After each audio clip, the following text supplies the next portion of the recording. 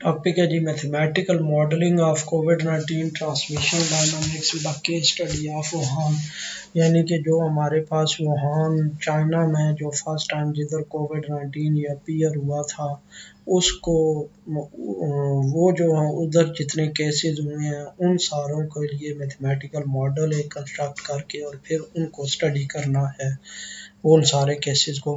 We propose a compartmental mathematical model. Compartmental mathematical model का मतलब यही है कि वो डिफरेंट वहाँ पे कंपार्टमेंट्स बनाए जाते हैं, यानी पूरी पूरी पॉपुलेशन को डिफरेंट कैटेगरीज में डिवाइड किया जाता है कि एक ये है, एक कैटेगरी सपोज ये है कि वो सारे लोग हैं जिनको बीमारी लग सकती है, एक वो लोग हैं जिनको बीमारी लगी हुई है और वो बीमारी फैला भी रहे हैं, और एक वो लोग हैं जो बीमारी से रिकवर हो चुके हैं। तो इसको कहते हैं compartmental model for the spread of COVID-19 with special focus on the transmissibility of super spreaders individual।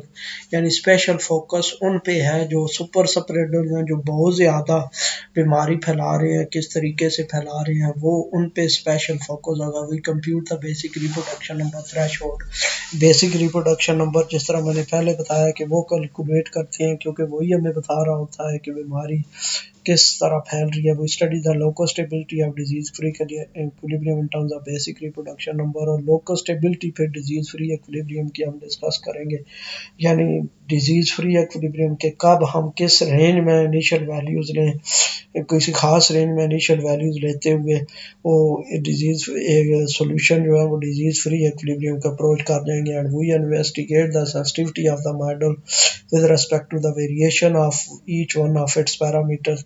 यानी फिर उसकी सेंसिटिविटी हम मॉडल की चेक करेंगे, उसकी वेरिएशन दे के हर पैरामीटर को कि कितना वेरी कर रहा है पैरामीटर, और उसमें जो केसेस हैं कितने बढ़ रहे हैं या कितने डिक्रीज हो रहे हैं, ये हम चेक करें। Numerical simulation shows the susceptibility of the proposed model for the outbreak that occurred in Wuhan China. तो जो न्यूमेरिकल सिमुलेशन है, जो ग्राफ है वो यानी ये बता रहे होंगे कि किस तरह ये देखें कि ये जो एक्चुअल केसेस हैं और ये मैथमेटिकल मॉडल के सॉल्यूशन से ये जो केसेस आ रहे हैं वो किस तरह कंपैटिबल हैं आपस में, कितनी उनमें अंडरस्टैंडिंग है, कितने वो एग्जैक्ट मैच कर रहे हैं। अगर वो बहुत ज़्यादा मैच कर रहे हैं तो इसका मतलब ये है कि हमारा जो मैथमेटिकल मॉडल है वो बड़ा इफेक्टिव है उस बीमारी को डिस्कस करने के लिए, या उस बीमारी को एक्सप्लोर करने के।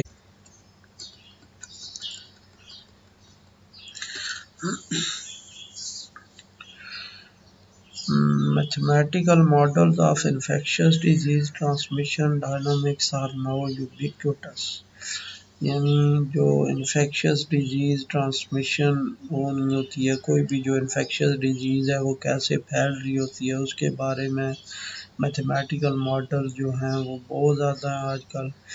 Such models play an important role in helping to quantify possible infectious disease control। ये जो मॉडल हैं ये बहुत ज़्यादा रोल प्ले करते हैं उस मेजर करने के लिए, डिजीज़ कंट्रोल के लिए ये बहुत ज़्यादा इम्पॉर्टेंट रोल प्ले करते हैं कि कैसे डिजीज़ कंट्रोल की जा सकती है। इन मैथमेटिकल मॉडल्स को स्टडी करके वो स्ट्रैटेजी कैसे डिज़ाइन की जा सकती है, मिटिगेशन स्ट्रैटेजीज हैं और वो स्ट्रैटेजीज कैसे अप्लाई जा सकती हैं जिससे ये बीमारी कंट्रोल हो सकती है। और ये सारा मैथमेटिकल मॉडल्स की वजह से ज़्यादा इजी हो जाता है। There exist a number of models for infectious disease. बहुत सारे मॉडल एग्जिस्ट करते हैं इन्फेक्शियस डिजीज़ के लिए, जो मैथमेटिकल मॉडल्स यानी बनाए गए हैं अभी तक। एज फॉर कंपार्टमेंटल मॉडल, जो कंपार्टमेंटल मॉडल्स का मतलब ये है कि कोई भी जो पॉपुलेशन है जिसमें बीमारी हम डिस्कस कर रहे हैं, ह्यूमन पॉपुलेशन है, ट्री पॉपुलेशन है या कोई एनिमल पॉपुलेशन है, उसको डिफरेंट कंपार्टमेंट्स में डिवाइड कर देते हैं कि ये सपोज हमारे पास कि ये हॉस्पिटलाइज्ड कंपार्टमेंट है, ये हमारे पास रिकवर्ड कंपार्टमेंट है, ये क्वारंटाइन कंपार्टमेंट है। कंपार्टमेंट का मतलब ये है कि एक पार्टिकुलर हम एक क्लास उसमें इंट्रोड्यूस करवा देते हैं कि इस क्लास में ये और उस जो पार्टिकुलर क्लास है उसमें सारे ही इंडिविजुअल वो एक ही कैटेगरी के होते हैं। सपोज क्वारंटाइन क्लास है तो उस क्लास में वो सारे इंडिविजुअल्स होंगे जो क्वारंटाइन हो चुके हैं, जिन्होंने अपने आप को क्वारंटाइन कर लिया है। Starting from the very classical SIR model to more complex proposals, यानी जो कंपार्टमेंटल मॉडल्स हैं स्टार्ट होते हैं सिंपल SIR मॉडल से और इसी को फिर आगे इसी में को कम्प्लेक्स बनाते जाते हैं। कम्प्लेक्स बनाने का मतलब ये है कि जो जो हमारे माइंड में आता है कोई कंपार्टमेंट, उस कंपार्टमेंट को फिर उधर हम इंट्रोड्यूस करवाते जाते हैं तो वो मैथमेटिकल मॉडल बड़ा और ज़्यादा इंक्रीज होता जाता है, वो बड़ा बनता जाता है और उसके डिफरेंट आगे फिर जो इक्वेशंस है वो भी बढ़ती जाती हैं। Corona virus is an infectious disease caused by severe acute respiratory syndrome corona virus 2, यानी जो कोरोना वायरस है ये भी एक इन्फेक्शियस डिजीज़ है जिस किससे फैलती है, जिसका नाम क्या लिखा हुआ है जी, सार्स कोविड 2, यानी सार्स का मतलब क्या, सवियर एक्यूट रेस्पिरेटरी सिंड्रोम, यानी कि ये रेस्पिरेटरी वो जो अटैक है उस जो रेस्पिरेटरी ट्रैक है उस पे ये अटैक करता है। The disease was first identified December 2019 in Wuhan the capital of Hubei China. ये पहली दफ़ा इन वुहान जो हुबाई प्रोविंस है चाइना का, उसका जो सिटी है वुहान, उसमें ये ऑब्ज़र्व की गई and has since spread globally resulting in the ongoing 2000 pandemic outbreak, और ये तकरीबन पूरी दुनिया में फैल गई है जो 2020 पेंडेमिक के तौर पे ये जानी जाती है। The COVID-19 pandemic is considered as the biggest global threat worldwide because of thousands of confirmed infections accompanied by thousand deaths over the world। ये जो COVID-19 पेंडेमिक आई है, पेंडेमिक मैं फिर रिपीट कर रहा हूँ कि पेंडेमिक का मतलब क्या है कि जो दुनिया के बहुत बड़े हिस्से में जो बीमारी फैल जाए उसको हम कहते हैं, जो वबा फैल जाए उसको हम कहते हैं पेंडेमिक। तो ये इसको पेंडेमिक का नाम इसी वजह से दिया गया है कि ये दुनिया में बहुत सारे मुल्कों में ये फैली गई है। तो ये जो है वो बहुत ज़्यादा थ्रेट है, आलमी सतह पे बहुत ज़्यादा ये थ्रेट है क्योंकि इसकी वजह से बहुत ज़्यादा लोग बीमार हो चुके हैं और काफ़ी सारी डेथ्स भी हो चुकी हैं। Notice by March 26 2020 report 503,274 confirmed cumulative cases with 22,342 deaths, यानी मार्च 26 तक जो ग्लोबली केसेस जो वर्ल्ड हेल्थ ऑर्गेनाइजेशन को रिपोर्ट किए गए वो इतने रिपोर्ट किए गए कंफर्म्ड केसेस और 22,000 ऑलमोस्ट, ये इतनी डेथ्स हो चुकी थी उसमें। At the time of this revision the numbers have increased to 1,353,000 confirmed cumulative cases, यानी at the time of revision का मतलब ये है कि जब ये रिसर्च पेपर लिखा गया फिर उसके बाद जब रिवाइज किया गया तो रिवाइज किया गया उस अरसे के दौरान तक ये इतने कन्फर्म्ड केसेस इंक्रीज हो गए थे और डेथ्स ऑलमोस्ट 79,235 डेथ्स हो चुकी थी according to the report dated by April 8 by the World Health Organization, यानी 26 मार्च को उतने केसेस थे फिर उसके बाद 8 अप्रैल तक इंक्रीज इतने हो गए थे केसेज हैं। The global problem of the outbreak has attracted, और ये मैं पहले भी बता चुका हूँ, और ये जो लिखा हुआ है जी ब्रैकेट में 1 2 3 इसका मतलब ये है कि ये अगर हम ये मैथमेटिकल मॉडल की इम्पॉर्टेंस बता रहे हैं तो वो ये इसमें बताई गई है। फिर उसके बाद आगे ये जो नंबर ऑफ मैथमेटिकल मॉडल्स जो ये फोर्स रिसर्च पेपर है उधर से ये रेफरेंस लिया गया है, एविडेंस उसका ये है। इसी तरह ये जो कोरोना वायरस डिजीज़ के बारे में लिखा गया है वो 5th रिसर्च पेपर से लिखा गया है। यानी उधर ये बात बताई गई है कि इस तरह ये पहले ये इधर अपीयर हुआ और इस तरह फैला। The global problem of the outbreak has attracted the interest of researchers of different areas giving rise to a number of proposals to analyse and predict the evolution of the pandemic. यानी ये जो आलमी सतह पर ये जो outbreak आई है, यानी आउटब्रेक का मतलब यही है कि जो वबा बहुत ज़्यादा फैल जाती है, तो इसने बहुत सारे रिसर्चर्स को डिफरेंट एरिया से अट्रैक्ट किया है और वो अपनी रिसर्च कर रहे हैं। Number of proposals to analyse, कि अपनी रिसर्च कर रहे हैं इस बीमारी को एनालाइज करने के लिए कि बीमारी की नेचर और फिर कैसे ट्रांसमिट हो रही है, and predict the evolution of the pandemic, और उसके जो ज़ाहिर हो रही है ये पेंडेमिक, और फिर उसको प्रिडिक्ट कर रहे हैं कि कितने प्रिडिक्ट करने का मतलब यही है कि वो फ्यूचर में बता रहे हैं कि कितने केसेस उसके हो सकते हैं जी किसी भी कंट्री में। आगे 6-7 इसका रेफरेंस दिया हुआ है जी, कि वहाँ पे कुछ बताया गया है कि कितने रिसर्चर्स किस किस तरह काम कर चुके हैं जी, कि या किस किस फील्ड में ये किस किस तरह इसका काम हो रहा है। सपोज़ जो मेडिकल डॉक्टर्स हैं वो अपने लगे हुए होंगे कि कैसे इसको ट्रीट किया जाए। ट्रीटमेंट अगर ये दिया जा रहा है तो पेशेंट जो है वो रिकवर कर रहा है, अगर ये पे ट्रीटमेंट दिया जा रहा है तो वो रिकवर नहीं कर रहा, या प्रिकॉशनरी मेजर ये अडॉप्ट किए जा रहे हैं तो वो पेशेंट जल्दी रिकवर कर रहा है। इसी तरह जो एनालिस्ट है, जो वैक्सीन बनाने वाले हैं, वो रिसर्चर्स वो अपना एक मेथड उन्होंने अडॉप्ट किया हुआ है कि वो उसी एफर्ट कर रहे हैं कि किस तरह ये वैक्सीन बनाई जा सकती है। और इसी तरह जो मैथमेटिकल मॉडल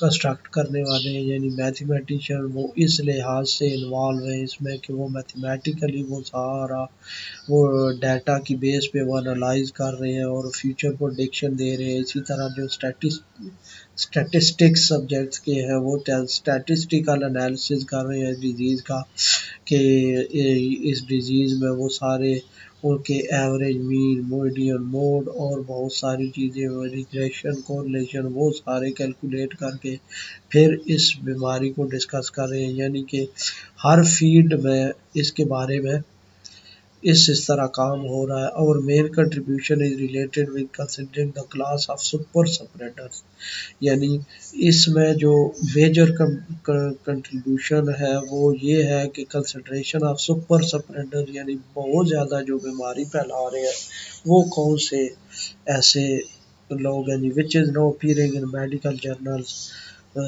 जो यानी ये मेडिकल जर्नल्स होते हैं जिनमें पेपर पब्लिश करवाए जाते हैं, जो मेडिकल के जर्नल्स हैं जिसमें यानी ये अपीयर हो रहे हैं। This new class as added to any compartment model implies a number of analysis about disease free equilibrium point which is also considered in this work। यानी ये जो नई क्लास है ये किसी भी कंपार्टमेंटल मॉडल में ऐड की जा सकती है, यानी सुपर स्प्रेडर जो बहुत ज़्यादा बीमारी फैला रहे हैं implies a number of analysis about disease free equilibrium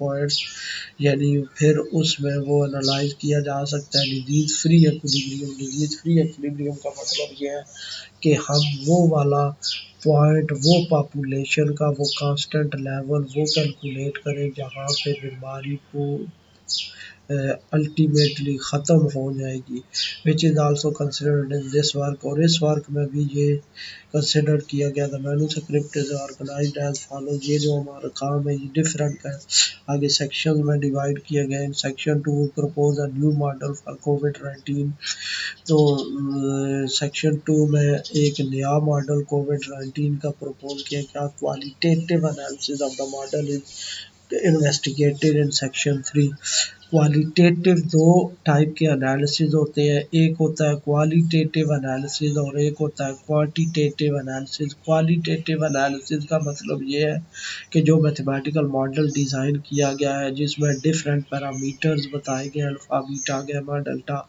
उनकी को न्यूमेरिकल वैल्यू दिए बगैर उनके आगे वो कैलकुलेशंस कर रही, जिस तरह हम बेसिक रिप्रोडक्शन नंबर कैलकुलेट कर रहे होते हैं, इक्विलिब्रियम पॉइंट्स कैलकुलेट कर रहे होते हैं इन टर्म्स ऑफ दीज पैरामीटर्स, उसकी स्टेबिलिटी चेक कर रहे होते हैं, लोकल स्टेबिलिटी ग्लोबल स्टेबिलिटी, ये सारा होता है क्वालिटेटिव एनालिसिस। और क्वांटिटेटिव एनालिसिस ये है कि इनकी को पार्टिकुलर वैल्यूज़ दे दी जाए और फिर वो पार्टिकुलर न्यूमेरिकल वैल्यूज़ दे के और इसी तरह फिर जो हमारे पास वेरिएबल्स हैं उनकी भी पार्टिकुलर को इनिशियल वैल्यू दे के तो फिर उसको जो एनालाइज किया जाए, उसके जो रिजल्ट्स निकाले जाते हैं उसको कहते हैं quantitative analysis. In section 3.1 we compute the basic reproduction number or not of COVID-19 system model, यानी सेक्शन 3.1 में बेसिक रिप्रोडक्शन नंबर कैलकुलेट किया गया। और बेसिक रिप्रोडक्शन नंबर मैंने आपको बताया, बेसिक रिप्रोडक्शन नंबर पहले भी मैंने बताया आपको कि बेसिक रिप्रोडक्शन नंबर बेसिकली क्या बताता है हमें कि एक जो बीमार बंदा है वो अपने बीमारी के पीरियड के दौरान जितने बंदों को इन्फेक्ट कर रहा है उसको हम कहते हैं बेसिक रिप्रोडक्शन नंबर।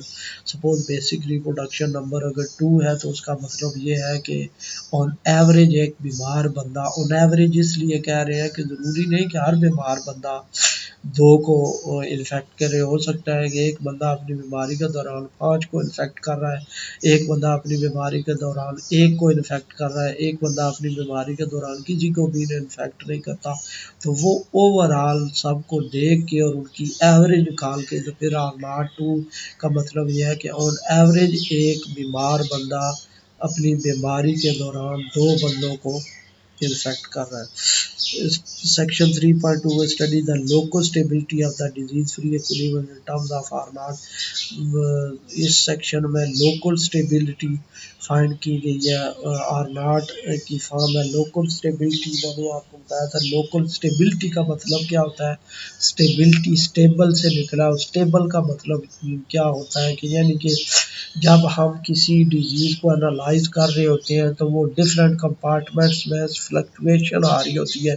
फ्लक्चुएशन कैसे आ रही होती है कि सपोज जो ससेप्टेबल है, जब इन्फेक्शस उनके साथ कंटेक्ट करते हैं तो वो ससेप्टेबल इन्फेक्शस बन जाते हैं, तो जब ससेप्टेबल इन्फेक्शस बन जाते हैं तो वो ससेप्टेबल क्लास से निकल के इन्फेक्शस क्लास में चले जाते हैं। तो वो ससेप्टेबल किससे, फिर इसका मतलब है ससेप्टेबल कुछ डिक्रीज़ हो जाते हैं और इन्फेक्शस कुछ इंक्रीज़ हो जाते हैं। इसी तरह इन्फेक्शस कुछ टाइम के बाद रिकवर हो जाते हैं तो वो रिकवरी क्लास में आगे चले जाते हैं। जब वो रिकवरी क्लास में आगे चले जाते हैं तो इसी तरह फिर चेंज आ जाता है टाइम के साथ साथ इन्फेक्शस क्लास में और रिकवरी क्लास में। तो इस तरह इसका मतलब ये है कि ये सारी ये फ्लक्चुएशंस आ रही होती हैं डिफरेंट कंपार्टमेंट्स में।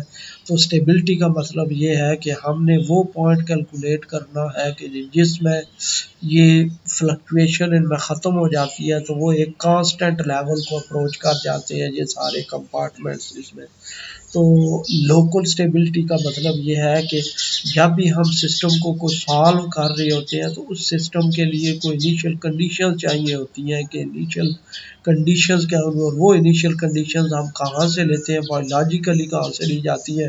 सपोज़ हमने किसी कोरोना डिजीज़ को स्टडी करना है तो हमने अप्रैल का डाटा उठा लिया, सपोज़ 8 अप्रैल का, तो 8 अप्रैल को ससेप्टेबल कितने थे वो उठा लिए, इन्फेक्शस कितने थे वो उठा लिए, रिकवर्ड कितने थे वो उठा लिए, वो आ गई उसकी इनिशियल वैल्यू।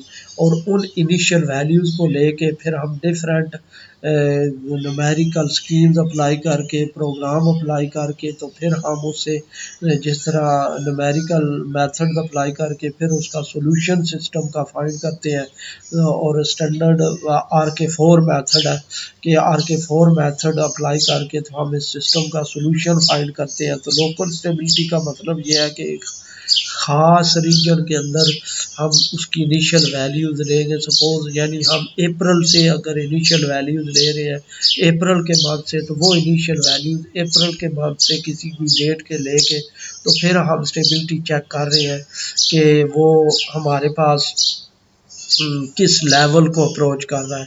तो लोकल स्टेबिलिटी का मतलब ये है कि हो सकता है अप्रैल की जब इनिशियल कंडीशंस ले तो वो किसी एक पॉइंट को अप्रोच कर जाए, और जब मई की कोई इनिशियल कंडीशंस ले तो वो दूसरे पॉइंट को अप्रोच कर जाए। तो ये है local stability.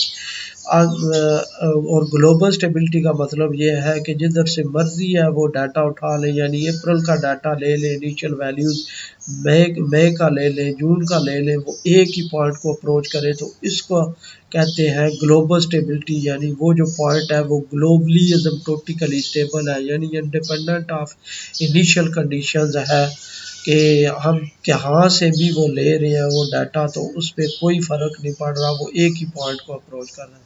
The sensitivity of the basic reproduction number R naught with respect to the parameters of the system model is given in section 4।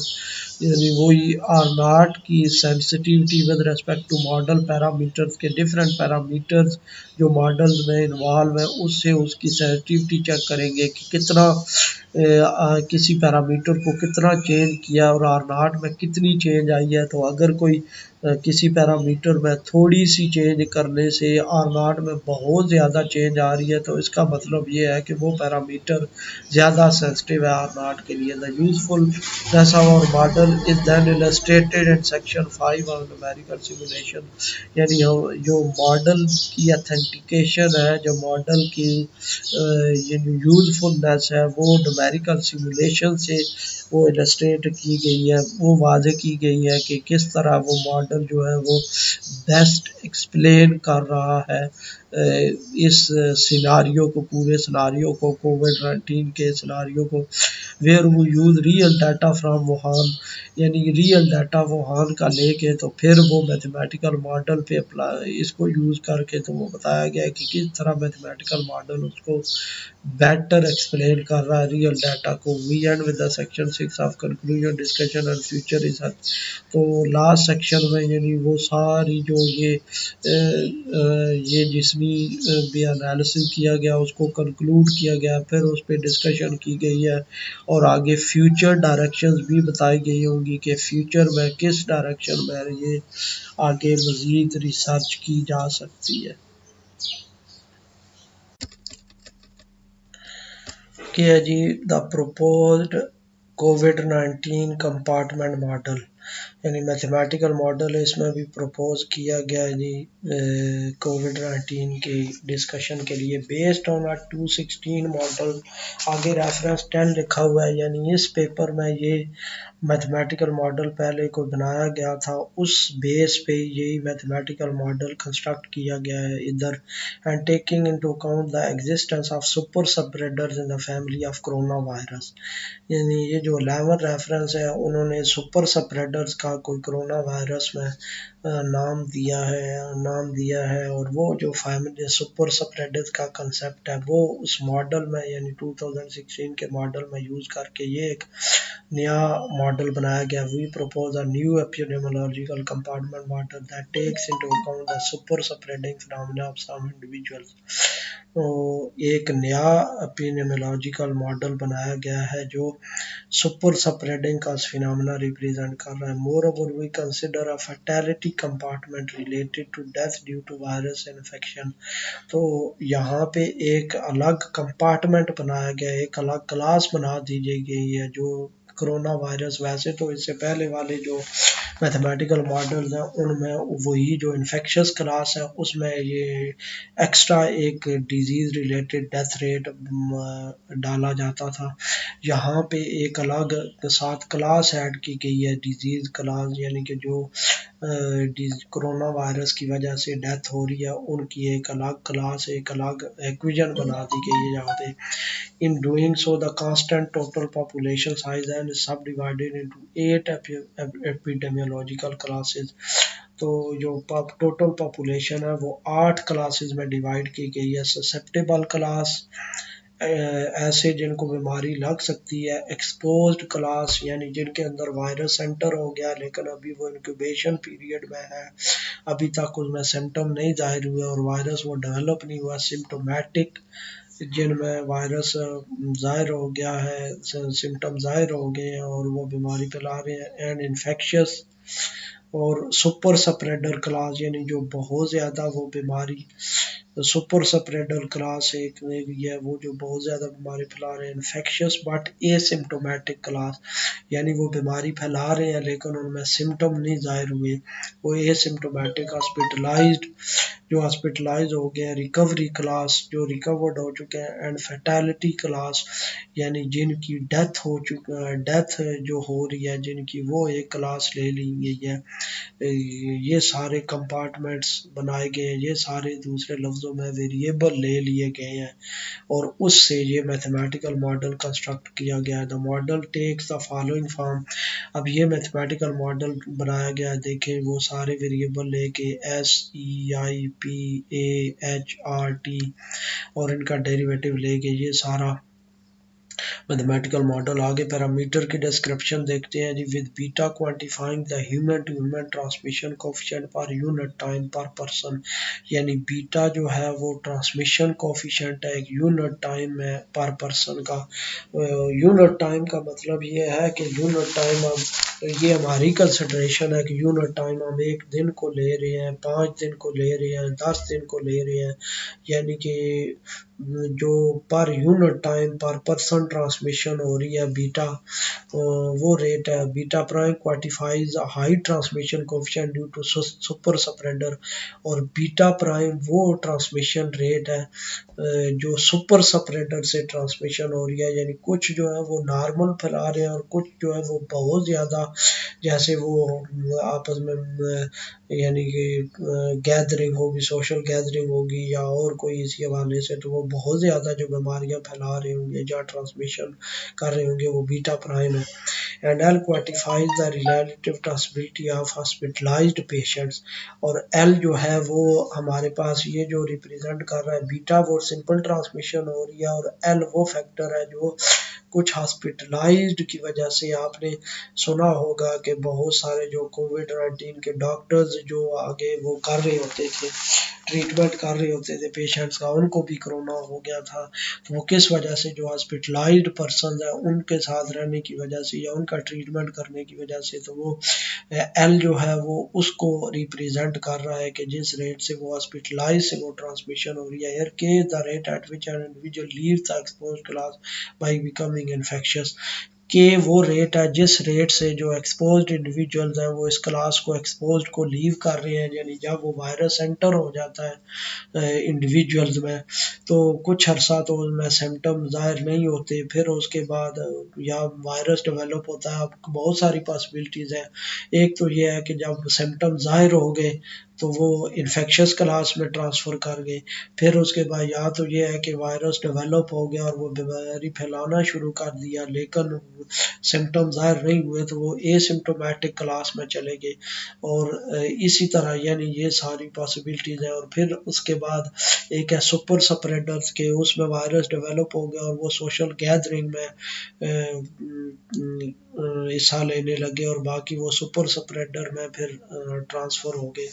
तो इस तरह की आगे है, आगे उनमें डिफरेंट के की आगे फिर प्रोबेबिलिटीज हैं, पोर्शन बने। Rho one is the proportion of progression from exposed class C to asymptomatic infectious class, यानी रो वन के का वो प्रोपोर्शन है जिस प्रोपोर्शन से वो इन्फेक्शियस क्लास में एंटर हो रहे हैं। Rho two is a relative very low rate at which exposed individuals become super spreader। तो रो टू वो प्रोपोर्शन है के का जिससे वो सुपर स्प्रेडर क्लास में एक्सपोज जो है वो एंटर हो रहे हैं।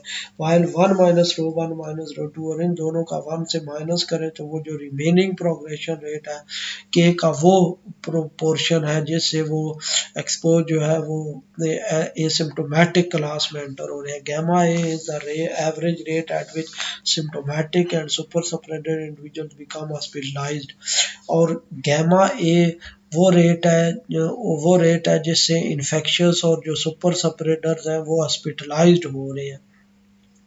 Gamma I is the recovery rate without being hospitalised. तो जो गैमा ए है आई है वो इन्फेक्शन वो रिकवरी रेट है जो हॉस्पिटलाइजेशन के बगैर वो रिकवर होते हैं। And delta I, delta P and delta H R the disease induced death rate due to infected super spreader and hospitalized individual।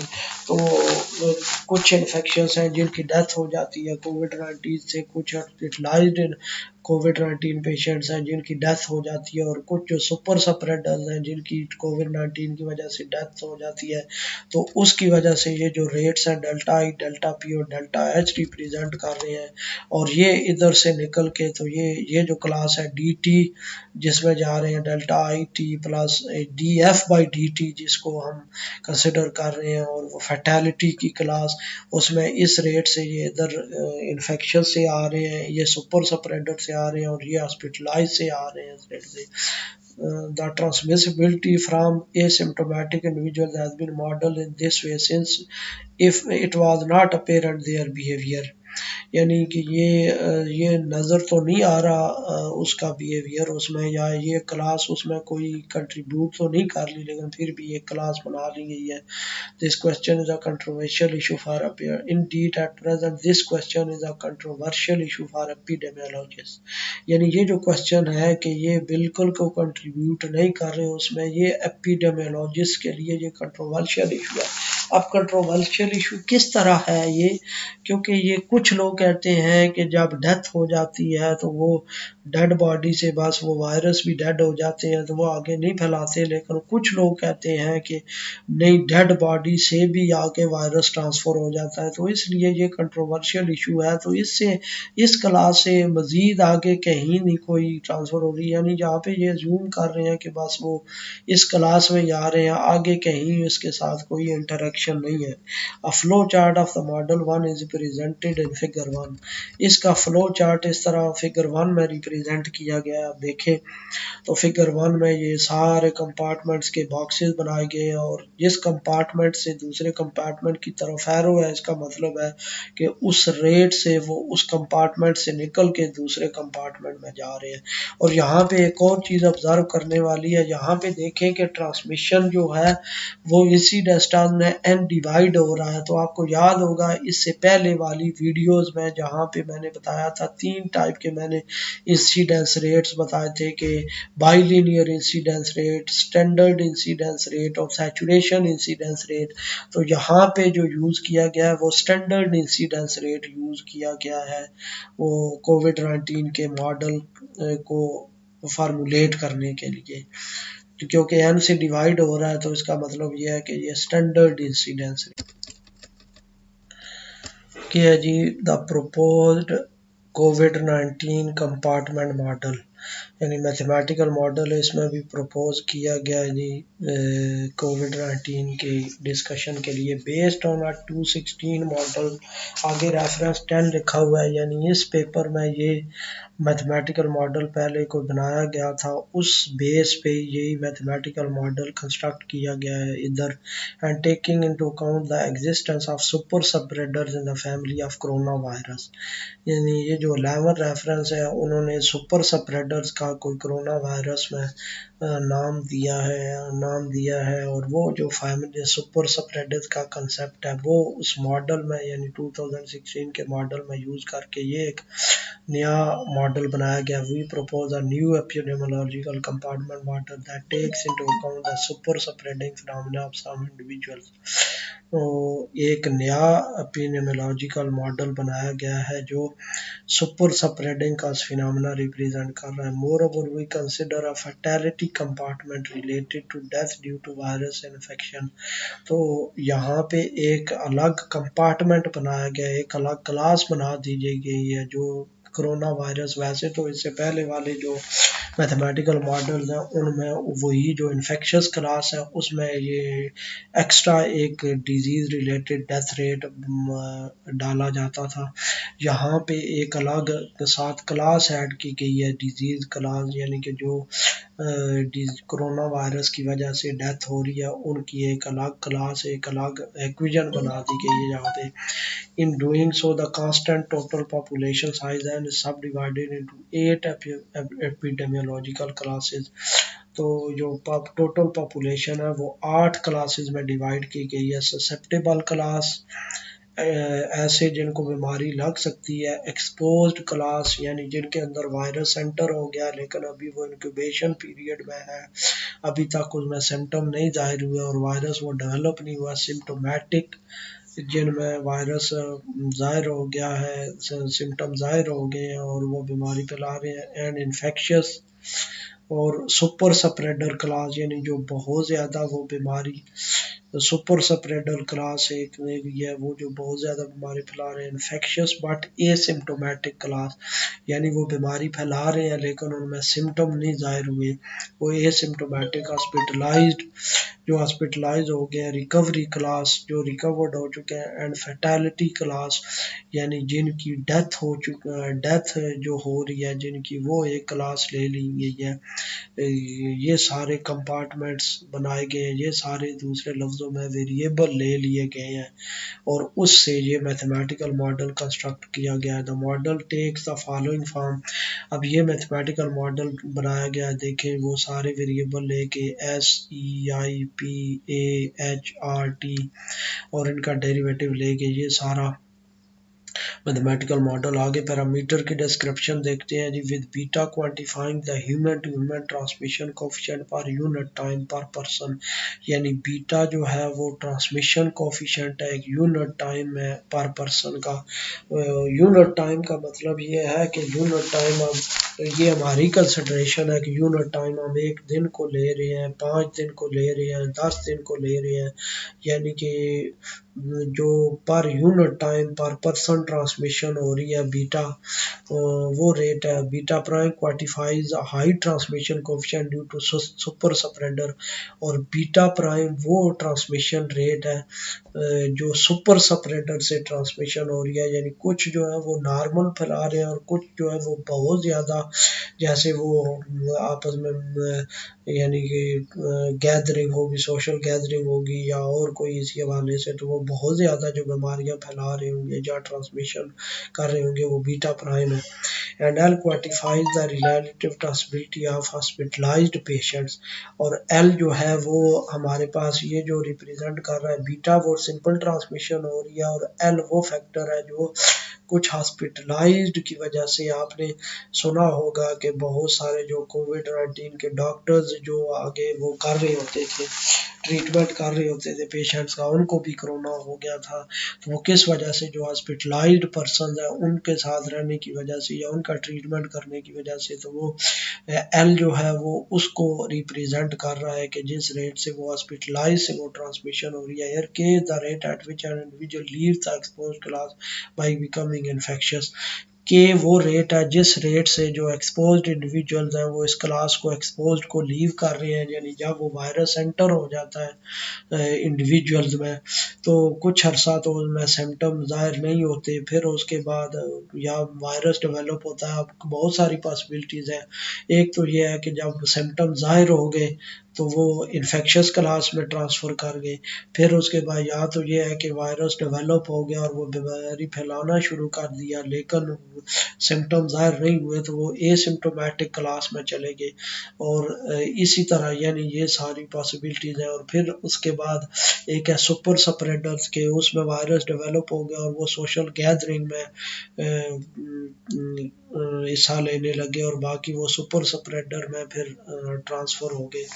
तो इस तरह की आगे है, आगे उनमें डिफरेंट के की आगे फिर प्रोबेबिलिटीज हैं, पोर्शन बने। Rho one is the proportion of progression from exposed class C to asymptomatic infectious class, यानी रो वन के का वो प्रोपोर्शन है जिस प्रोपोर्शन से वो इन्फेक्शियस क्लास में एंटर हो रहे हैं।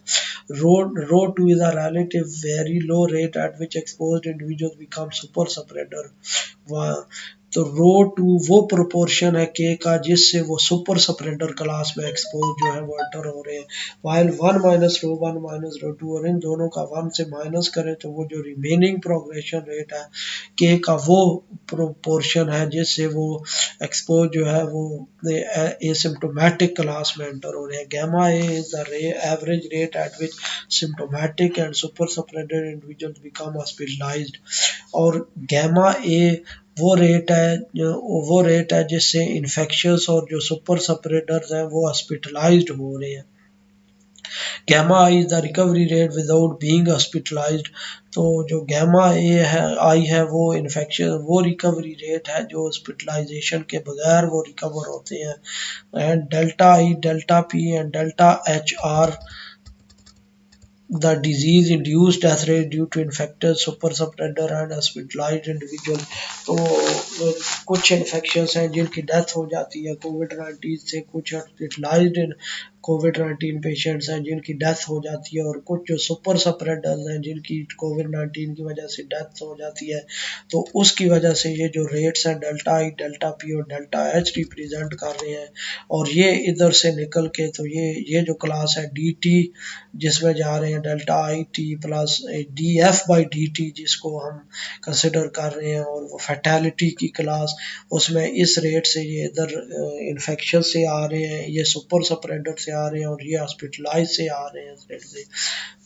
The transmissibility from asymptomatic individuals has been modeled in this way since if it was not apparent their behavior, यानी कि ये नज़र तो नहीं आ रहा उसका बिहेवियर उसमें, या ये क्लास उसमें कोई कंट्रीब्यूट तो नहीं कर ली, लेकिन फिर भी ये क्लास बना ली गई है।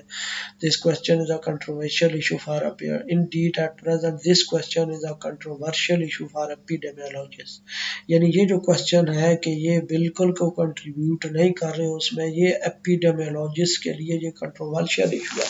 अब कंट्रोवर्शियल इशू किस तरह है ये, क्योंकि ये कुछ लोग कहते हैं कि जब डेथ हो जाती है तो वो डेड बॉडी से बस वो वायरस भी डेड हो जाते हैं तो वो आगे नहीं फैलाते, लेकिन कुछ लोग कहते हैं कि नहीं, डेड बॉडी से भी आगे वायरस ट्रांसफ़र हो जाता है, तो इसलिए ये कंट्रोवर्शियल इशू है। तो इससे इस क्लास से मज़ीद आगे कहीं नहीं कोई ट्रांसफ़र हो रही, यानी जहाँ पे ये जूम कर रहे हैं कि बस वो इस क्लास में जा रहे हैं, आगे कहीं इसके साथ कोई इंटरेक्शन नहीं है। A flow chart of the model 1 is presented in figure 1। इसका फ्लो चार्ट इस तरह फिगर 1 में रिप्रेजेंट किया गया है। आप देखें तो फिगर 1 में ये सारे कंपार्टमेंट्स के बॉक्सेस बनाए गए हैं, और जिस कंपार्टमेंट से दूसरे कंपार्टमेंट की तरफ एरो है, इसका मतलब है कि उस रेट से वो उस कंपार्टमेंट से निकल के दूसरे कंपार्टमेंट में जा रहे हैं। और यहाँ पे एक और चीज़ ऑब्जर्व करने वाली है, यहाँ पे देखें कि ट्रांसमिशन जो है वो इसी डेस्टान में एन डिवाइड हो रहा है। तो आपको याद होगा इससे पहले वाली वीडियोस में जहाँ पे मैंने बताया था 3 टाइप के मैंने इंसिडेंस रेट्स बताए थे कि bilinear incidence rate, standard incidence rate और सैचुरेशन इंसिडेंस रेट। तो यहाँ पे जो यूज़ किया गया है वो स्टैंडर्ड इंसिडेंस रेट यूज़ किया गया है वो कोविड-19 के मॉडल को फार्मूलेट करने के लिए, क्योंकि एन से डिवाइड हो रहा है तो इसका मतलब यह है कि ये standard incidence rate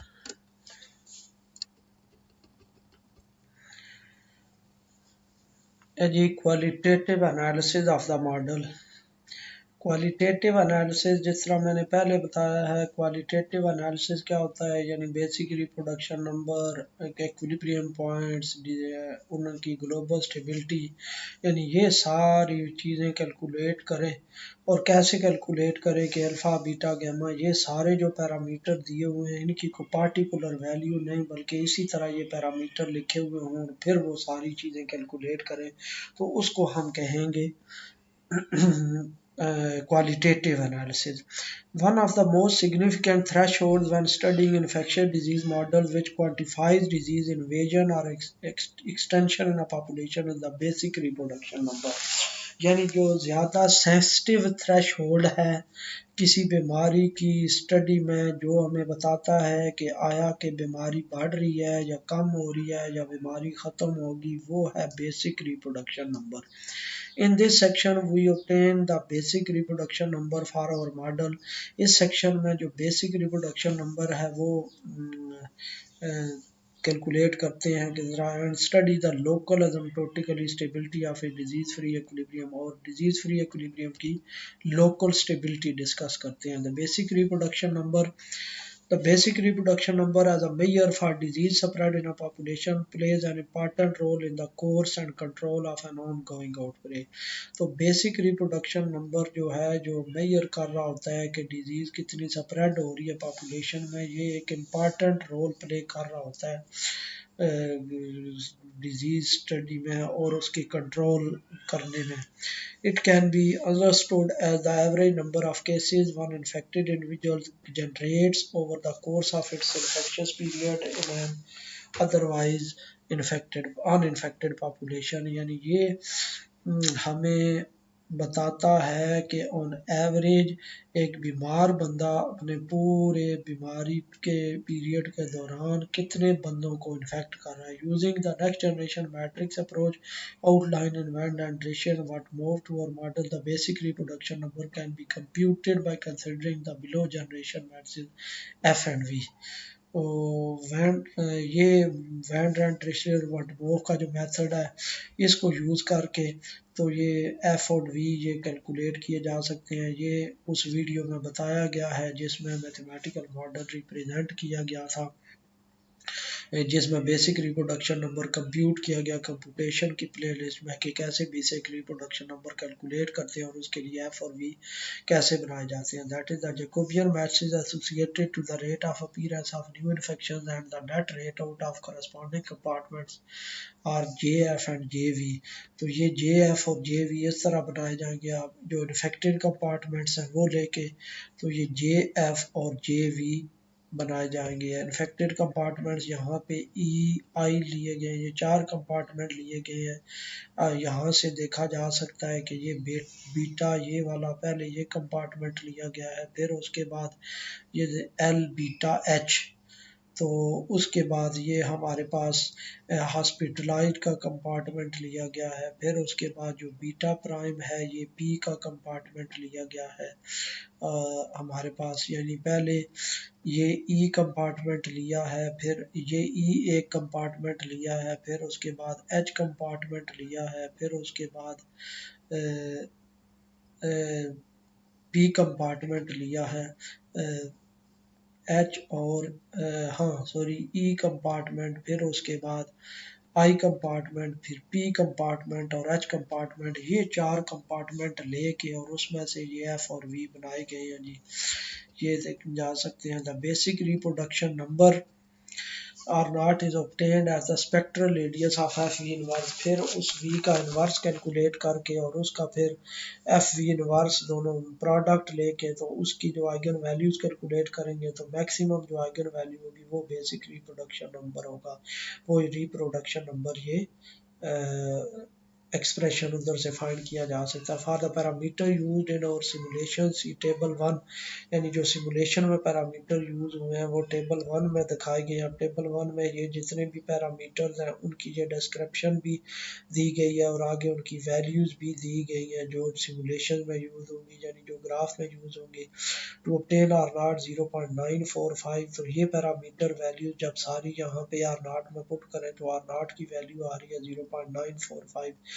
This means that epidemic outbreak that has occurred in Wuhan as well as controlled by the Chinese authorities, इसका मतलब आर नॉट लेस देन 1 है। इसका मतलब यही है कि एक जो बीमार बंदा है वो ऑन एवरेज लेस देन 1 बंदों यानी 0 बंदों को बीमार कर रहा है। इसका मतलब है कि बीमारी जो है वो कंट्रोल हो रही है। इसमें लोकल स्टेबिलिटी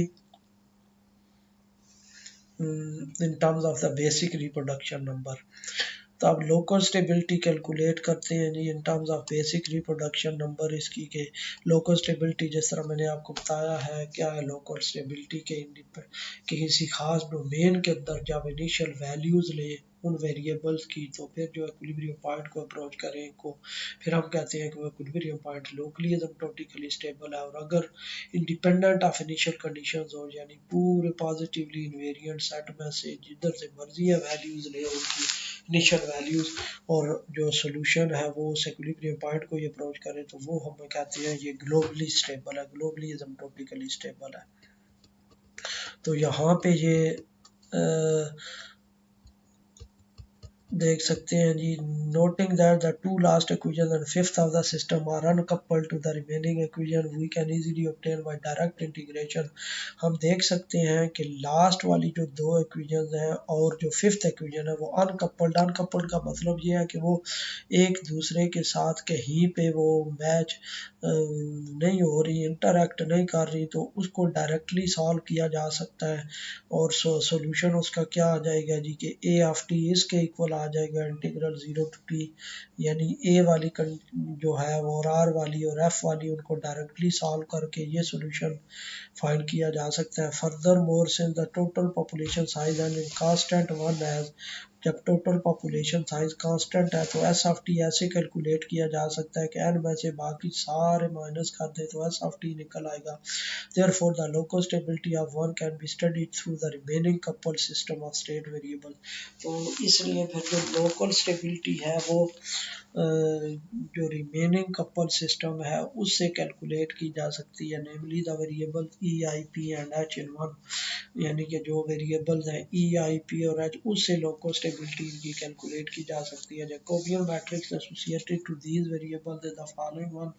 इसका जो जैकोबियन मैट्रिक्स है वो इसके इक्वल होगा। ये जैकोबियन मैट्रिक्स हमने कैसे कैलकुलेट किया है, ये जो पांच टर्म्स है इक्वेशन है ई आई पी एंड एच, ये हमारे पास जो पांच इक्वेशन है ई आई पी और एच, इनका पहले ई में ये जो टर्म है इसका partial derivative with respect to E लेंगे, फिर उसके बाद इसका partial derivative with respect to I लेंगे, फिर पी और एच इस तरह पार्शियल डेरिवेटिव बारी बारी ये जो चार वेरिएबल है उनसे लेंगे तो पहली रो बन जाएगी। फिर सेकंड इक्वेशन जो ई आई वाली है D I by D T वाली जो राइट साइड है उनका partial derivative with respect to E I P और एच लेंगे, जो सेकंड रो बन जाएगी। इसी तरह थर्ड बन जाएगी जब उसका partial derivative with respect to ये लेंगे, पी का यानी D P by D T की राइट साइड है उसका पार्शियल डेरिवेटिव जब इन वेरिएबल से लेंगे तो ये थर्ड बन जाएगी। फिर इसी तरह D H by D T की जो राइट साइड है उनका जब पार्शियल डेरिवेटिव लेंगे तो ये हमारे पास आ जाएगी। Where omega omega P and omega H are defined in three, तो ओमेगा जो है वो ऊपर डिफाइन किए गए हैं three with eigenvalues of the matrix of the roots of the following characteristic polynomial. तो इसकी आइगन वैल्यूज कैसे कैलकुलेट कर सकते हैं, जिस तरह आइगन वैल्यूज हम करते होते हैं कोई मैट्रिक्स ए की ए माइनस लेमडा आई का मॉड, इसी तरह J M minus lambda I capital I का मॉड लिखें वो डिटर्मिनेंट ये आ जाएगा और उससे फिर ये फोर्थ ऑर्डर ये पोलिनोमियल बन जाएगी जिसमें ये कोफिशिएंट a1 है वो इसको रिप्रेजेंट कर रहा है, a2 इसको रिप्रेजेंट कर रहा है, a3 और a4 इस तरह ये रिप्रेजेंट कर रहा है जी। Next, by using the Linear-Chipper test, all the roots are negative or have negative real part if and only if the following conditions are satisfied। ये जो Linear-Chipper test है इसके मुताबिक यानी कि ये जो सिस्टम है लिनराइज सिस्टम होगा ये जैकोबियन का, इसका जो हमारे पास यानी कि सिस्टम है इसके जो रियल पार्ट्स हैं आइगन वैल्यूज़ के वो नेगेटिव होंगे या नेगेटिव वैल्यूज़ होंगी, कब होंगी जब ये क्राइटेरिया सेटिस्फाई करे। ये आइगन वैल्यूज़ के रियल पार्ट नेगेटिव या आइगन वैल्यूज़ नेगेटिव क्यों प्रूव करते हैं, क्योंकि जब आइगन वैल्यूज़ अगर किसी मैट्रिक्स की वो जो सिस्टम बनता है उसमें अगर किसी की आइगन वैल्यूज़ नेगेटिव हो जाए या आइगन वैल्यूज़ के रियल पार्ट नेगेटिव हो जाए तो वो जो सिस्टम है वो फिर ऑटोमेटिकली एसिम्प्टोटिकली स्टेबल बन जाता है। AI positive or A1, A2, AT greater than 3. In order to check these conditions of Leonard test, we write the coefficients A1, A2 of the characteristic polynomial in the terms of the basic reproduction number given by this। तो हम इसको check करने के लिए क्या करेंगे, ये जो E1, E2, E3 ये दिए हुए हैं इनको इन टर्म्स ऑफ R0 लिखने की कोशिश करेंगे। तो A1 तो यही सिंपल लिखा हुआ है, A2 ये देखें इस फॉर्म में R0 की फॉर्म में ये लिखा गया है, A3 फिर R0 की फॉर्म में इस तरह लिख दिया दिया गया है और A4 आर नॉट की फॉर्म में इस तरह लिख दिया गया है। Moreover we also compute in terms of R naught the following expression A1 A2 minus A3। ये जब हमने कंप्यूट करेंगे तो ये चीज़ आ जाएगी। अब हम देख सकते हैं कि अगर आर नॉट लेस देन 1 हो तो सारे A1 A2 A3 A4 ये सारे पॉजिटिव होंगे, क्योंकि आर नॉट लेस देन 1 है तो ये टर्म पॉजिटिव होगी, ये टर्म पॉजिटिव होगी, ये टर्म पॉजिटिव होगी, और इसी तरह A1 A2 माइनस A3 में भी पॉजिटिव हो जाएगा अगर आर नॉट लेस देन 1 हो तो। From these previous expression, it is clear that if r not less than 1, then the condition of Leonard-Chippert tests are satisfied, and as a consequence, the disease-free equilibrium is stable. तो इसका मतलब है disease free equilibrium जो होगा वो stable हो जाएगा। In the case when R naught greater than 1 we have that A 4 is less than 0। तो जब आर नॉट ग्रेटर देन 1 होगा तो A4 जो है वो लेस देन 0 होगा। क्योंकि आर नॉट देखिए, आर नॉट अगर ग्रेटर देन 1 हो जाए तो A4 नेगेटिव हो जाता है। Hence by using Descartes rule of sine conclude that at least one of the eigen value is positive, therefore the system is unstable. यानी जब आर नॉट ग्रेटर देन 1 हो जाएगा तो एक इसका पॉजिटिव रूट आ जाएगा। जब एक पॉजिटिव आइगन वैल्यू आ जाएगी तो फिर क्यों Descartes रूल ऑफ साइन यही है कि पोलिनोमियल जो भी दी हुई हो जितनी बार साइन चेंज करता है मैक्सिमम उतने रूट आते हैं। अगर यहाँ पे ये नेगेटिव हो जाता है तो आप देखें यहाँ पे पॉजिटिव, ये पॉजिटिव, ये पॉजिटिव और ये नेगेटिव, तो एक दफ़ा साइन चेंज हो रहा है। तो इसका मतलब ये है कि इसका एक पॉजिटिव रूट ज़रूर एग्जिस्ट करेगा। जब एक पॉजिटिव रूट का मतलब है एक पॉजिटिव आइगन वैल्यू एग्जिस्ट करेगी, तो एक अगर पॉजिटिव आइगन वैल्यू आ गई तो उसका मतलब ये है कि वो अनस्टेबल हो गया, disease free equilibrium. In conclusion, we have just proved the following result. हम ये रिजल्ट प्रूव करेंगे the disease free equilibrium, that is ये जो डिजीज फ्री इक्विलिब्रियम आ रहा है लोकली एसिम्प्टोटिकली स्टेबल होगा अगर आर नॉट लेस देन 1 हो, और अनस्टेबल होगा अगर आर नॉट ग्रेटर देन 1 हो। यानी आर नॉट लेस देन 1 से ये जो डिजीज फ्री इक्विलिब्रियम है ये लोकली एसिम्प्टोटिकली स्टेबल हो जाएगा, और आर नॉट ग्रेटर देन 1 से ये अनस्टेबल हो जाएगा।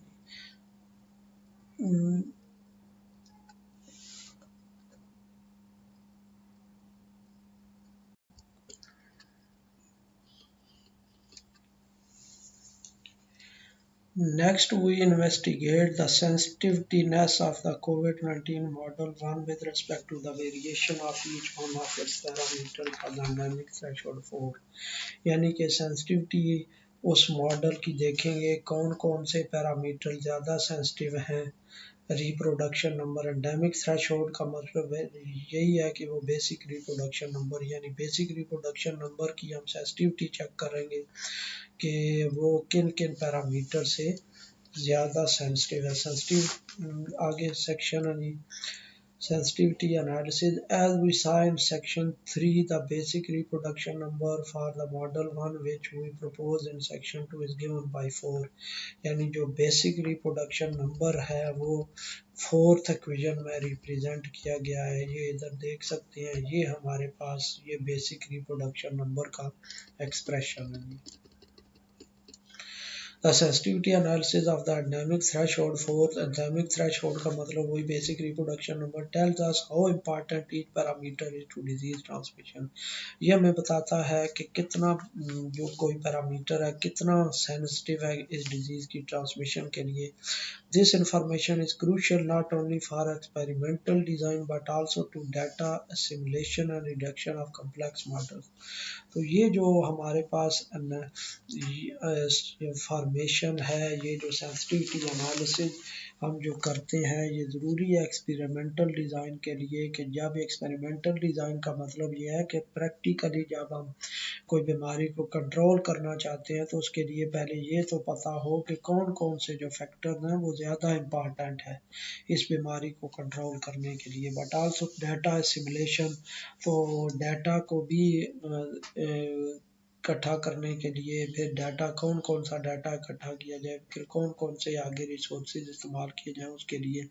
रिडक्शन ऑफ कम्प्लेक्स मॉडल्स, यानी कम्प्लेक्स मॉडल्स को भी कैसे रिड्यूस किया जा सकता है, ये वो सारी चीज़ें कौन कौन से इम्पॉर्टेंट फैक्टर्स हैं जो हमने लाजमी मॉडल्स में इंट्रोड्यूस करवाने हैं। Sensitivity analysis is commonly used to determine the robustness of model predictions to parameter values.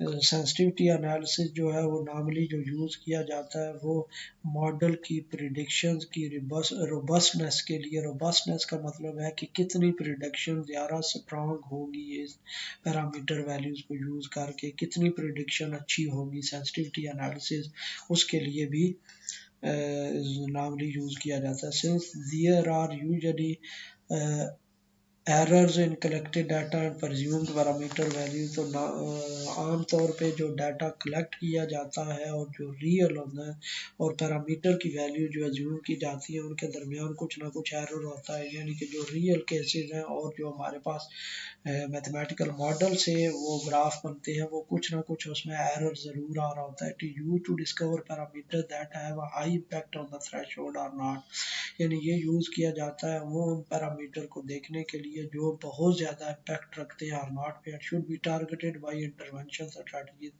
और या कंट्रोल स्ट्रैटेजीज अप्लाई की जाए तो उन पे फोकस किया जाए, उनको टारगेट किया जाए। More accurately sensitivity indices allows us to measure the relative change in a variable when a parameter change. तो यानी सेंसिटिविटी इंडिसेस हमें क्या बताता है कि जब कोई पैरामीटर वैल्यू चेंज होती है तो उसके मुकाबले में कोई भी जो वेरिएबल है उसमें कितनी चेंज आती है। For that purpose, we use the normalized forward sensitivity index of a variable with respect to a given parameter. तो उसके लिए ये normalized forward sensitivity index किसी variable का यूज़ किया जाता है, which defined as the ratio of the relative change in the variable to the relative change in the parameter। यानी normalized जो forward sensitivity index है वो कैसे डिफाइन किया जाता है कि ratio of the relative change in the variable to the relative change in the parameter, यानी कि जो चेंज आती है वेरिएबल में और जो चेंज आती है करस्पॉन्डिंग पैरामीटर में, इन दोनों की जो रेशियो है वो सेंसिटिविटी इंडेक्स होता है। Then the sensitivity index is defined as follows C1718, यानी उसमें ये देखी जा सकती है ये definition. The normalised forward sensitivity index of R naught which is differentiable with respect to given parameter theta is defined as. तो सेंसिटिविटी इंडेक्स इस तरह फार्मूले से ये डिफाइन की जाती है, ये कैलकुलेट भी की जा सकती है। The values of the sensitivity indexes for the parameter values of table 1, यानी टेबल 1 में जो पैरामीटर वैल्यूज दी हुई हैं उनको यूज़ करके सेंसिटिविटी, ये जो टेबल 1 में पैरामीटर वैल्यूज हैं इनको यूज़ करके तो सेंसिटिविटी जो इंडेक्सेस हैं वो कैलकुलेट किए जा सकते हैं जी। और वो कैलकुलेट किए हुए आर प्रेजेंटेड इन टेबल 2, ये टेबल 2 में ये सारे सेंसिटिविटी इंडेक्सेस कैलकुलेट हुए हैं। These values have been determined experimentally in such a way that the mathematical model describes well the real data giving rise to figures 4, 2 and 3। यानी ये जो है ये जो पैरामीटर की वैल्यूज़ हैं ये डिटरमिन की गई हैं किस तरह, जब फिगर 2 में रियल डाटा और एस्टिमेटेड डाटा, ये देखें यहाँ पे कन्फर्म्ड केसेस पर डे, ये जो रेड लाइन है यहाँ पे ये रियल डाटा और एस्टिमेटेड जो कर्व है उसको फिट करके तो इधर से पैरामीटर ये किए गए हैं, एस्टिमेट किए गए हैं। अब यहाँ पे ये लिखा हुआ होगा कि the figure the number of confirmed cases, the green line corresponds to the real data, ये जो ग्रीन लाइन है ये रियल डाटा को रिप्रेजेंट कर रही है फ्रॉम रिपोर्ट्स ये जेन्युइन से जो किए गए। Mobile the black line has been obtained by solving numerically the system of differential equations 1। तो जो ब्लैक लाइन है वो उसके सॉल्यूशन को रिप्रेजेंट कर रही है। तो इस तरह ये रियल डाटा ये है और एस्टिमेटेड डाटा जो है हमारा ये ब्लैक कर्व में रिप्रेजेंट किया गया है जी। इसी तरह जो फिगर 2 फिगर 3 है इसमें भी देखें number of confirmed deaths per day, यानी कि जो डेथ हुई है पर डे जो डेथ्स हैं इसमें वो ये रेड लाइन से रिप्रेजेंट की गई हैं, और ये जो ब्लैक लाइन है ये वो उसके वो जो हमारे पास डेथ की इक्वेशन है उसको सॉल्व करके तो ये हमारे पास कर्व बनाई गई है, ये फिट की गई है उस पे, इस रियल डाटा पे फिट की गई है।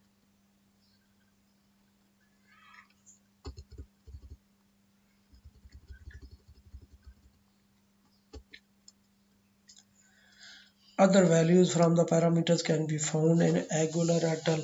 दूसरी वैल्यू जो है ये उन्होंने दिया है जी, एक टेबल दिया रेफरेंस, उधर से ये कैलकुलेट की जा सकती है। Note that the sensitivity index may depend on several parameters of the system but also be constant independent of any parameter।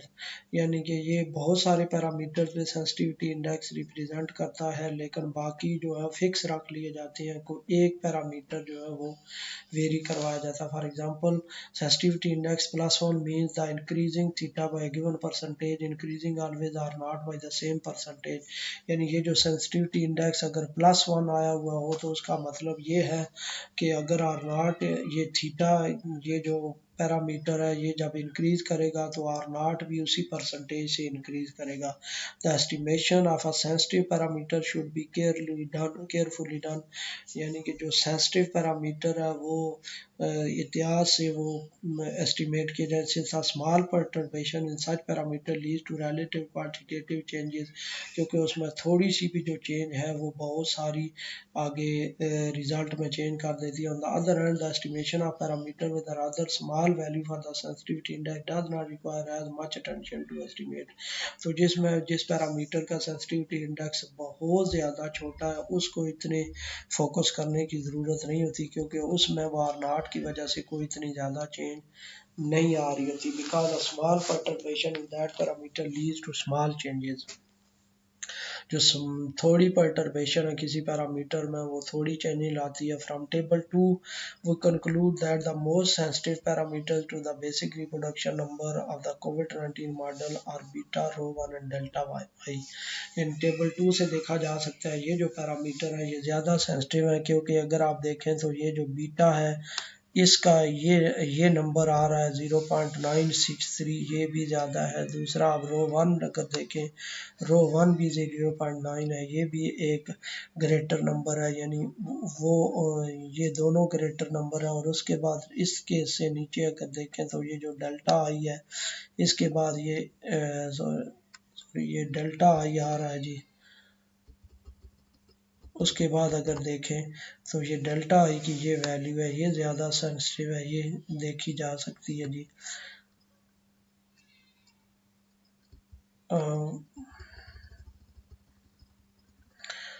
In concrete, an increase of the value of beta will increase the basic reproduction number by 96.3%, and this happened in a similar way for the rho parameter rho 1। यानी ये दोनों positive है beta और रो 1 के लिए। तो इसका मतलब ये है कि अगर रिप्रोडक्शन नंबर को 10% इंक्रीज इनको 10% रिप्रोडक्शन नंबर इंक्रीज होगा अगर ये बीटा जो है वो 9% इंक्रीज हो जाए। और इसी तरह ये जो डेल्टा आई है ये नेगेटिव है। इसका मतलब ये है कि अगर ये डेल्टा आई 6% इंक्रीज हो, अगर ये 10% डेल्टा आई को इंक्रीज करें तो रिप्रोडक्शन नंबर अंदाजन 6% डिक्रीज होगा। स्टडी ऑफ वुहान, यानी न्यूमेरिकली हम ग्राफ देखेंगे और वो जो रियल डाटा है वुहान का, चाइना के सिटी वुहान का, उसका लेके तो फिर वो प्लॉट करेंगे और जो मैथमेटिकल मॉडल से आउटकम्स आएंगी उनको भी प्लॉट करेंगे। We perform numerical simulations to compare the results of our model with the real data obtained from several reports published by WHO and Worldometer। यानी कि हम अपने मैथमेटिकल मॉडल के जो रिजल्ट्स आ रहे हैं वो कंपेयर करेंगे उस रियल डाटा से जो डिफरेंट WHO की रिपोर्ट्स में दिए गए हैं या वर्ल्डोमीटर एक वेबसाइट है जिससे दिए गए हैं। The starting point of our simulation is 4 January 2020 day 0। यानी जो सिमुलेशन में डे 0 कहा गया है वो 4 जनवरी स्टार्टिंग पॉइंट है। इसका मतलब ये है कि ये जो ग्राफ है यानी जो 0 रिप्रेजेंट कर रहा है ये 4 जनवरी को रिप्रेजेंट कर रहा है। When the Chinese authorities informed about the new virus, जब चाइनीज अथॉरिटी ने नए वायरस के बारे में बताया, with already 6 confirmed cases in 1 day, यानी एक दिन में जो 6 केसेस हो गए। From this period up to January 19 there is a less information about the number of people contracting the disease। यानी 4 जनवरी से 19 जनवरी तक कोई इतनी ज़्यादा इंफॉर्मेशन नहीं थी कि कितने बंदे बीमार हो चुके हैं। Only on January 20 we have the report with 1460 new reported cases in that day. तो 20 जनवरी को यानी 1460 केसेस बताए गए कि इतने हो चुके हैं। 26 द डेड और 26 जो है वो उसमें से फौत हो गए। दस the information gained much more attention from 21st January with 39 confirmed cases and 38 the dead. तो जो इंफॉर्मेशन है वो ज़्यादा अटेंशन करती है जो जनवरी 21 जनवरी का डाटा है, यानी जिसमें 1739 केसेस रिपोर्ट हो चुके थे और उसमें 38 डेथ हो चुकी थी। Up to 4 March when the number in that day was as low as 11 and 7 respectively infected and dead after a peak of 3890 confirmed cases on January 27 January and यानी कि जो कंफर्म्ड केसेस हो गए थे 27 जनवरी तक वो 3892 केसेस कंफर्म्ड हो गए थे and a peak of 254 dead on 4 January और 254 4 फरवरी को 254 की डेथ हो चुकी थी। Here we follow the data of the daily reports published by 5, यानी इस 5 में जो डेली रिपोर्ट्स का डाटा डेली के डेली आ रहा था वो हम इसमें फॉलो किया गया जी। We show that our model 19 describes well the real data of daily confirmed cases during the 2 months outbreak, 6 days to precise from January 4 to March 9। यानी यहाँ पे जो हम शो करेंगे जो 2 माह का डाटा है यानी जनवरी 4 से लेके मार्च 9 तक 66 का डाटा वो शो किया गया है। आप देखें यहाँ पे यही चीज़ ये देखें 66 यहाँ पे 70 तक है डोमेन, लेकिन 66 तक ये ग्राफ प्लॉट किया गया है। इसका मतलब ये है कि ये 4 जनवरी से लेके 9 मार्च तक ये डाटा प्लॉट किया गया है इसमें। The total population of is Wuhan is about for 11 million तकरीबन, यानी वुहान की जो total population है वो 11 million है। During the COVID-19 outbreak there was a restriction of movements of individuals due to quarantine in the city। तो outbreak के दौरान restriction थी quarantine की वजह से कि कोई movement नहीं हो सकती है। As a consequence there was a limitation on the spread of disease, यानी कि उसके नतीजे में फिर disease जो है वो कुछ कम हुई, कम फैली हो। In agreement in our model we consider as the total population under study n is equal to 11 million over 250, यानी इस मॉडल में जो हमारे पास टोटल पॉपुलेशन है 11 मिलियन over 250 कंसिडर की गई। This denominator has been determined in the first days of the outbreak and later has been proved to be correct value। तो ये जो डिनोमिनेटर है ये यानी कि उसमें यूज़ किया गया कि डेज जितने आउटब्रेक के हैं उस पे ये डिवाइड किया गया। According to the real data published by WHO it is an appropriate value for the restriction of movements of individual. तो ये एक मुनासिब वैल्यू थी मूवमेंट के रिस्ट्रिक्शन जब लगाई गई कि क्या जी as the initial condition the following values have been fixed. Initial condition जो जब डाटा को सिमुलेट किया गया यानी ग्राफ बनाया गया तो ये इनिशियल कंडीशन ली गई। एस नॉट जो है वो n में से 6 माइनस करके लिया गया, ई नॉट 0 लिया गया, आई नॉट 1 लिया गया, ये सारी इनिशियल वैल्यूज ली गई उसमें की। We would like to mention that there exist gaps in the reports of WHO at the beginning of the outbreak, यानी कि जो WHO की रिपोर्ट थी शुरू में उसमें कुछ गैप्स आ रहे थे। For completeness we give here the list of number of confirmed cases in Wuhan per day। तो ये जो लिस्ट है वुहान में जो पर डे के केसेस हैं उसके लिए ये लिस्ट दी गई है corresponding to the green line of figure 2, यानी फिगर 2 की जो ग्रीन लाइन है वो इस लिस्ट को रिप्रेजेंट कर रही है। LC क्या है, नंबर ऑफ कंफर्म्ड केसेस, यानी ये जो ग्रीन लाइन है ये उस कंफर्म्ड केसेस को रिप्रेजेंट कर रही है जो यहाँ पे दिए गए हैं, और जो LD है वो डेड इंडिविजुअल्स पर डे को रिप्रेजेंट किए गए हैं जो फिगर 3 में दी गई है जी। ये रेड लाइन ये हमारे पास फिगर इसको dead number of dead people को शो कर रही है पर डे के हिसाब से, यानी एक्चुअल जो केसेस हैं। List LC and LD have 66 number where LC0 represent the number of confirmed cases 4 January and LC65 the number of confirm cases 9 मार्च, यानी L0 जो है वो जो जीरो डोमेन में आ रहा है वो 4 जनवरी को रिप्रेजेंट कर रहा है, और जो 65 है वो 9 मार्च को रिप्रेजेंट कर रहा है यहाँ पे। इसी तरह LD जो है वो डेथ्स हैं 4 जनवरी को जो हुई थी, और जो 65 है वो डेथ्स बताई गई हैं जो 9 मार्च को हुई थी जी।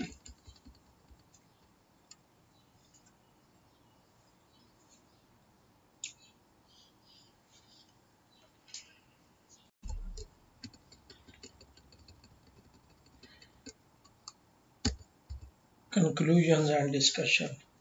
Classical models consider SIR populations. Here we have taken into consideration the super spreader, hospitalized and fatality classes.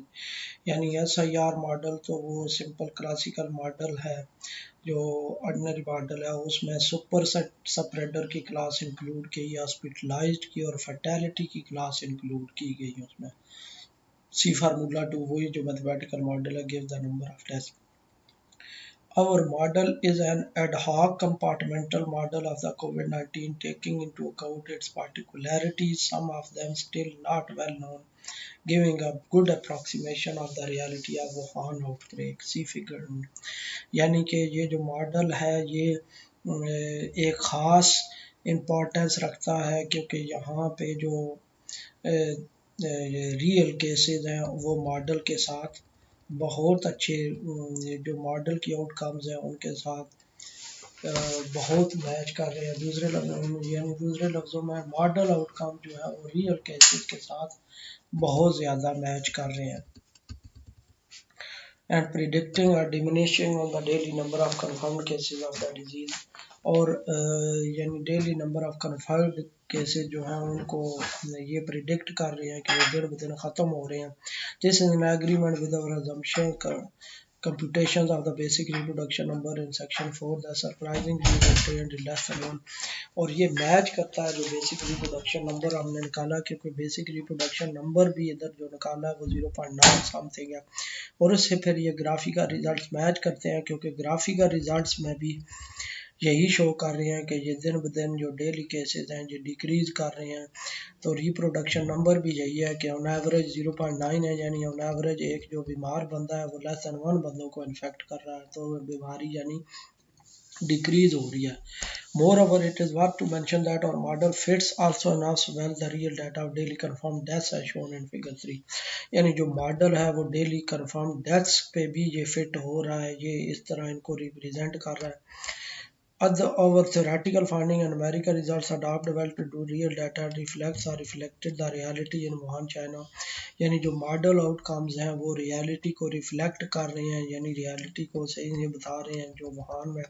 The number of hospitalised person relevant to give an estimate of the intensive care unit needed, यानी कि जो hospitalised person हैं वो बता रहे हैं, जो hospitalise person है जो आईसीयू में पर्सन है उनको बता रहे हैं। Some preliminary simulation indicate that this would be useful for health authorities, कुछ जो इससे पहले सिमुलेशन की गई हैं उनमें बताया गया है कि ये हेल्थ अथॉरिटीज़ के लिए जो बहुत यूजफुल है, और model can also be use to study the reality of other countries whose outbreaks are currently on the rise. ये जो मॉडल है ये उन मुल्कों के लिए भी अप्लाई किया जा सकता है जिनमें अभी तक कोविड-19 के केसेस इंक्रीज कर रहे हैं। We claim that some mathematical models like the one we have proposed here will contribute to reveal some important aspects of this pandemic, यानी कि यहाँ ये क्लेम कर रहे हैं कि जो कुछ मैथमेटिकल मॉडल्स हैं उनकी जगह उनकी तरह ये भी जो मॉडल है वो बहुत इम्पॉर्टेंट एस्पेक्ट्स को जाहिर कर रहा है जो किसी भी मुल्क के डिजीज़ के, यानी अगर ये अप्लाई किया जाए। Of course this investigation has some limitations being the first on the relative recent spread of the new corona virus and therefore the limited data accessible at the beginning of this study. तो ये जो investigation है कुछ उसमें limitations हैं, यानी कुछ उसमें हर्डल्स इस इन्वेस्टिगेशन में पाई गई हैं। कौन सी? जो हमारे पास जो रीसेंट स्प्रेड है कोरोना वायरस की वो, और जो लिमिटेड डाटा शुरू में जो लिमिटेड डाटा था एक्सेसिबल नहीं था, जो हमें पता नहीं था, इस वजह से वो ये जो लिमिटेशन है इस ये थोड़ा सा इसका ड्रॉबैक है। In future we can develop further this prototype, यानी फ्यूचर में ये दोनों ये गैप जो है वो ख़त्म किए जाएंगे और ये डाटा इकट्ठा किया जाएगा। Even with these shortcomings, the model can be useful due to the high relevance of the topic. इसके बावजूद ये जो मॉडल है वो यूज़फुल हो सकता है इस टॉपिक में, यानी रिलेटिव हो सकता है, रेलिवेंस दे सकता है, यानी कि बहुत अच्छा ये इम्पैक्ट दे सकता है, इससे रिजल्ट्स डिड्यूस किए जा सकते हैं। Finally we suggest new direction for further research, यानी फर्दर रिसर्च के लिए एक नई डायरेक्शन दी जाएंगी। कौन सी? The transmissibility from asymptomatic individual के एसिम्टोमेटिक इंडिविजुअल से जो ट्रांसमिशन हो रही है वो डिस्कस की जाएगी। Compare in the near future results with other models, यानी दूसरे मॉडल के साथ ये जो इस मॉडल के रिजल्ट्स हैं वो कंपेयर किए जाएंगे। Consider subpopulation related to age gender, यानी पॉपुलेशन को मज़ीद डिवाइड किया जाएगा जेंडर में, एज में, कि एज के लिहाज से और यानी मेल फीमेल के लिहाज से वो introduce preventive measures in this covid epidemic for future viruses, और प्रिवेंटिव मेजर्स इंट्रोड्यूस करवाए जाएंगे इस मैथमेटिकल मॉडल में वायरस के लिए। Integrate into the model some imprecise data by using fuzzy differential equation, एक fuzzy differential equation को use करके तो इस मॉडल को सॉल्व किया जाएगा। Include the viral load of infection into the model, यानी वायरल जो वायरस की क्लास है वो भी इंक्लूड की जाएगी इसमें ये फर्दर स्टडी के लिए।